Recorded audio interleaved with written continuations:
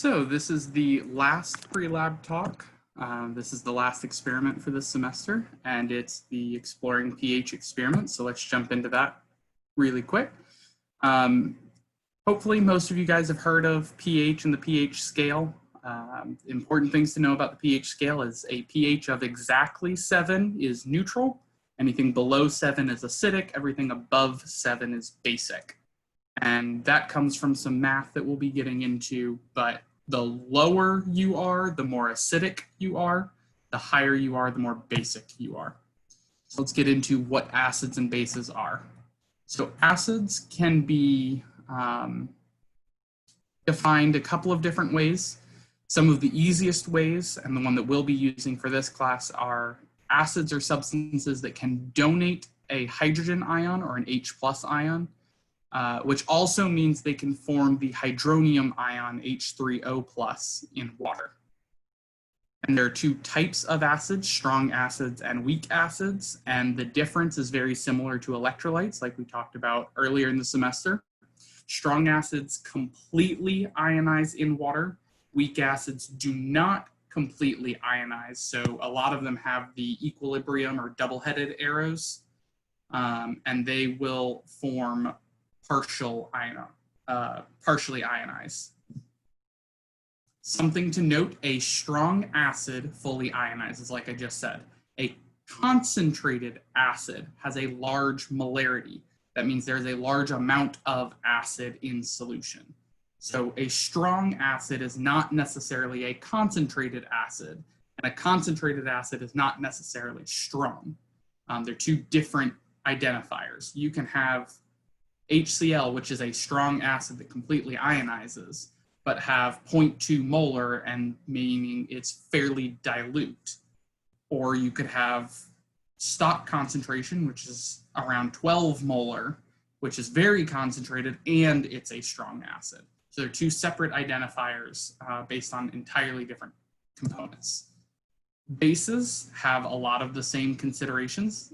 Whereas acids donate an H+ ion, bases will accept that H+ ion, or when you mix them in water, they will form hydroxide ions, or OH-.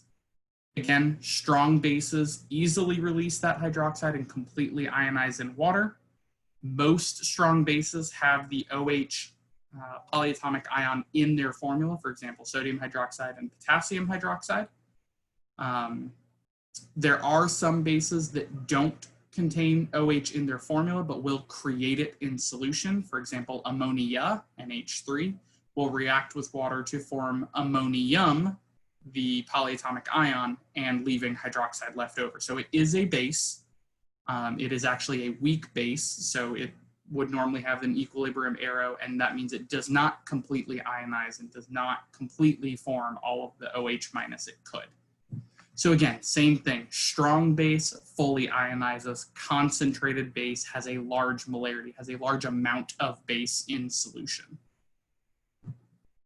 So back to the pH scale, where those numbers come from is the pH is equal to the negative log of the H+ or H3O+ concentration.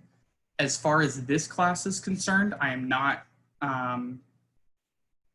I don't care about any differences between H+ and H3O+. Those are the same thing as far as this class is concerned. When you get higher up and into some of the like Gen Chem 2 stuff, they will delineate between those, but that's beyond what we care about for this course. So if you take the negative log of your acid concentration, basically, you get the pH value. A couple of things to note, you guys have probably seen these brackets, so hopefully this isn't the first time you're seeing it. That just means concentration of in molarity specifically. So in this formula, this is the concentration of H+ in molarity that you have to take the negative log of to get your pH. pH is also unitless. It is defined as if you plug molarity into that formula, the answer it spits out is unitless. So this is one of the weird times when you start involving logarithms and natural logarithms, some of the math and the units get a little weird, as well as significant figures get all sorts of crazy. So do something that makes sense, but I'm not going to be picky about significant figures like I have been throughout the semester. Because pH is on a log scale, the difference between each number on a pH scale is actually a factor of 10. So if we call 7 neutral and call that 1, then going from 7 to 6 means we have 10 times as much H plus or H3O plus.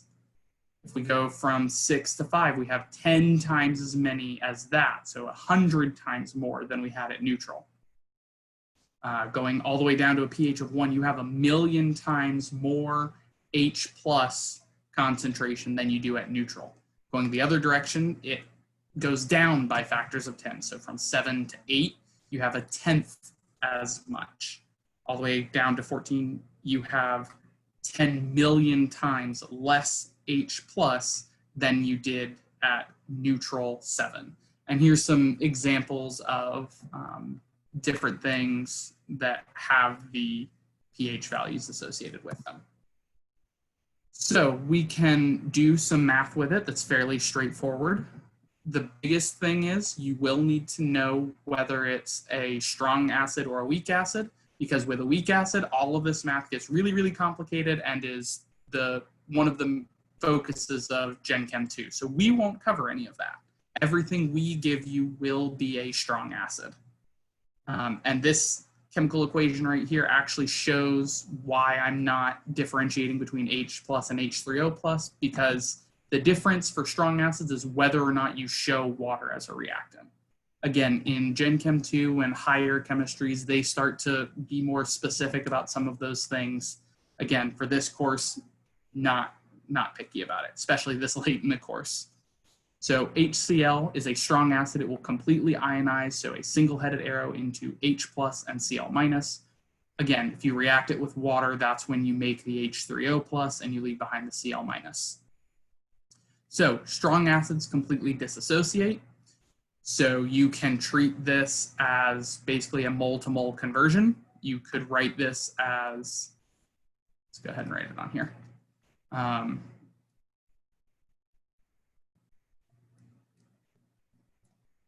1 mole of H plus is formed. If we look at our equation, we form 1 mole of H plus from 1 mole of HCl. So we, just like normal stoichiometric conversions, we can use that mole-to-mole ratio, which is what tells us 0.00015 molar HCl is the same as 0.0015 molar H plus. If we set up the dimensional analysis, the moles of HCl would cancel, the moles of H plus would be left, we would still be left with the liter on the bottom, and we would be converted to molarity of H plus. Let's go ahead and clear that. So now that we have the molarity of H plus, and that is what you need specifically. So if this were an acid, a strong acid that produced 2 or 3 moles of H plus for every mole of acid, it would change that value. But once you have the value, the molarity of H plus, you can just plug this in directly. Most scientific calculators will have a log button on it. So make sure you have one of those or have access to something that will do log values, and you just plug in that molarity, hit negative log, and you get 3.82. Again, I'm not going to be super picky about significant figures. The technical rule is you don't start counting your significant figures until after the decimal point. So this 3 does not count as a significant figure. The 8.2 does. So this is 2 significant figures that matches the 2 we plugged in. If you were to round this to 3.8 so that your number has 2 significant figures to match that, that would also be fine. Don't write this out as 3.82 and 4 more decimal points. Make it something that makes sense. But as for exact rules and being super picky, I'm not going to be picky because we're dealing with log functions and they get weird in a hurry. So we can go forward and calculate the pH. We can go backwards and calculate the concentration of H3O plus from the pH. Again, the math is a little weird, so I'm going to walk you through it. We plug in the pH, so to get H plus by itself, we need to move this negative sign over, and then the opposite of a log is an anti-log. But what does that actually mean? Well, that means 10 to the power of whatever is inside those parentheses. So antilog here is the same as 10 to the power of this, which is negative 2.19. So once you plug, depending on the calculator, it may say antilog, it may say 10 to the whatever that happens to say. Again, if you need help, let me know. Plug that in, it'll spit out a number. And again, technically this would be 2 sig figs, so this should be 2 significant figures. But I wrote it to 3 here because I saw 3 there. I'm not going to be picky about significant figures for log functions. They're complicated. But you get the molar concentration of H+. So very straightforward. So all of this was about pH and looking at the concentration of H+, so looking at things in terms of acids. But we also have bases on the pH scale. So is there a hydroxide equivalent? The answer is absolutely. And that is POH. Looks very similar. Basically, mathematically, this lowercase p means negative log of. So this is negative log of OH, which is exactly what our formula is. POH equals negative log of the molar concentration of hydroxide ions. So all the same things as pH, it's the same considerations. We can do the same math with it. So calculate the POH of a 2.5 times 10 to the negative third molar sodium hydroxide solution. This is one of your strong bases. It completely dissociates. So 1 mole of sodium hydroxide makes 1 mole of hydroxide ions. So the concentration of sodium hydroxide equals the concentration of hydroxide. Again, you could show that as the 1 mole to 1 mole stoichiometric conversion. And then you just plug everything in just like normal, negative log of that concentration we found and get 2.60. So you can do all of the same calculations from POH. And now we'll get on into how pH and POH are related. There is a value called pKw. Basically, again, Gen Chem 2, but it's the dissociation constant of water that all of these add up to. As far as you guys are concerned, pKw equals 14, period. That's all that matters. So your pH plus your POH must equal 14, which is what these two equations are showing. So if you know the pH or the POH, you can calculate the other and do your calculations in terms of what you're looking for. So if you're looking at a base, but you're given a pH, you can turn from those acid values into base values to get what you want. So let's take a look at that. And this is really as complicated as pH calculations can get. Actually, before I jump into that, because pH plus POH has to equal 14, the pH scale and the POH scale are flipped. So 7 is still neutral on both scales, but below pH of 7 is acidic on the pH scale. Above pH 7 is basic on the pH scale. On the POH scale, below 7 is basic, above 7 is acidic for the POH scale. Because if you think about it this way, if you had an acid that gives you a pH of 1, something plus 1 has to equal 14. So on the POH scale, it has a value of 13. So now it's very, very high instead of very, very low. So it can get a little confusing, but if you just stick to the math or ask me, we can work through it. So back to this. This is as complicated as pH calculations can get. You almost always will measure things in terms of pH. You have pH meters. You don't have POH meters. So in this example, we're using a pH meter. We get a pH value of 10.52. We're measuring a solution of magnesium hydroxide, and we want to figure out the molarity of magnesium hydroxide. So a couple of things we can look at first. Step 1, the chemical we're looking at is magnesium hydroxide. It has hydroxide in it, probably a base, definitely a base. If we look at our pH value, it's 10.52. That's over 7. It is in the basic range. So we're looking at a base, but we're using pH, which is an acid value. So we can do some swapping around to get things where we want. The other thing that is important is magnesium hydroxide is a strong base, but it produces 2 moles of hydroxide ions for every 1 mole of magnesium hydroxide. So that's a lot of information. Let's go through it step by step. If we are given a pH value, but looking at a base, step 1, let's try and get things into base value. So let's find the pOH. So pH plus pOH has to equal 14.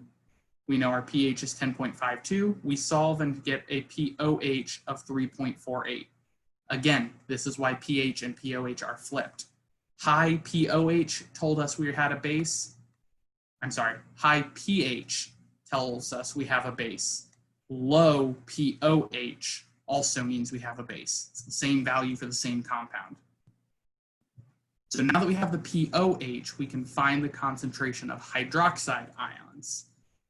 pOH equals the negative log of our hydroxide ion concentration. We know the pOH, so we can plug in, use the anti-log, get 10 to the negative 3.48, and we get our hydroxide ion concentration. So we've got a molarity. We're done, right?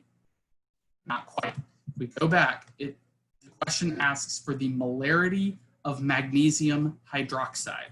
We have the molarity of hydroxide, not magnesium hydroxide. So it's really important for all of chemistry, but especially pH calculations, that you are looking for the right unit and the right compound.